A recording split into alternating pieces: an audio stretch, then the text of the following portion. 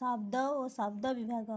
ଅର୍ଥବୋଧକ ଏକ ବା ଏକାଧିକ ବର୍ଣ୍ଣକୁ ଶବ୍ଦ କହନ୍ତି, ଯଥା ମା, ଜଳ, ଅହି ଇତ୍ୟାଦି। ଅର୍ଥହୀନ ବର୍ଣ୍ଣ ବା ବର୍ଣ୍ଣର ସମଷ୍ଟି ଶବ୍ଦ ନୁହେଁ, ଯଥା ଡ଼, ଟନପ, ମପ ଇତ୍ୟାଦି। ଶବ୍ଦ ବିଭାଗ।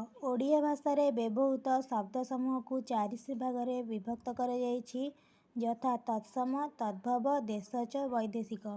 ପ୍ରଥମେ ଜାଣିବା ତତ୍ସମ ବିଷୟରେ। ଆମେ ବ୍ୟବହାର କରୁଥିବା ଅବିକଳ ସଂସ୍କୃତ ଶବ୍ଦଗୁଡ଼ିକୁ ତତ୍ସମ ଶବ୍ଦ କୁହାଯାଏ।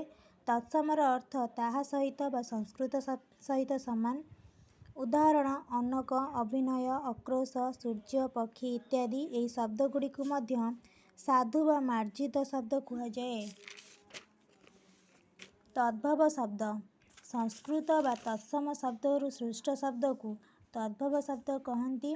ତଦ୍ଭବର ଅର୍ଥ ସଂସ୍କୃତରୁ ଜାତ। ସମୟକ୍ରମେ ସଂସ୍କୃତ ଶବ୍ଦ ଅପରିବର୍ତ୍ତିତ ହୋଇ ଓଡ଼ିଆରେ ବ୍ୟବହୃତ ହୋଇଛି। ଏହାକୁ ମଧ୍ୟ ଅପଭ୍ରଂଶ ଶବ୍ଦ ମଧ୍ୟ କହନ୍ତି। ଉଦାହରଣ ତତ୍ସମ ଶବ୍ଦ ଅଗ୍ନି, ତଦ୍ଭବ ଅଗି। ଅଷ୍ଟ, ଆଠ। କାଷ୍ଠ, କାଠ। କର୍କଟ, କଙ୍କଡ଼ା। ବାତ୍ୟା, ବା।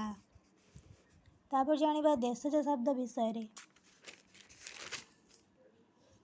କେଉଁ ପ୍ରାଚୀନ କାଳରୁ ବିଭିନ୍ନ ଅଞ୍ଚଳର ବିଭିନ୍ନ ଜାତିର ଶବ୍ଦ ଆସି ଆମ ଭାଷାରେ ମିଶିଯାଇଛି, ଏହି ପ୍ରକାର ଶବ୍ଦକୁ ଦେଶଜ ଶବ୍ଦ କହନ୍ତି।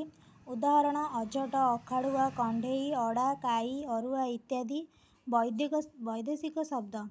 ବିଦେଶୀ ଶାସନ, ବୈଦେଶିକ ନୀତି, ବାଣିଜ୍ୟ ଓ ଧର୍ମ ପ୍ରଚାର ମାଧ୍ୟମରେ ଏହି ଶବ୍ଦଗୁଡ଼ିକୁ ଓଡ଼ିଆ ଭାଷାରେ ପ୍ରବେଶ କରିଛି। ଦୀର୍ଘକାଳ ଧରି ମୁସଲମାନ, ମୋଗଲ, ଇଂରେଜମାନଙ୍କ ଶାସନ ସମ୍ପର୍କରେ ଆସି ଓଡ଼ିଆମାନେ ସେମାନଙ୍କ ଭାଷାକୁ ଆପଣେଇ ନେଇଛନ୍ତି।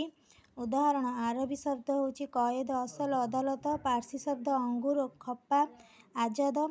ତୁର୍କୀ ଶବ୍ଦ କାବୁ, କୁଲି, କଇଁଚି, ଗାଲିଚା। ଇଂରାଜୀ ଶବ୍ଦ ଅଡ଼ିଟର, ଅଡ଼ିଟ୍, ଅର୍ଦଳି, ଅପିଲ।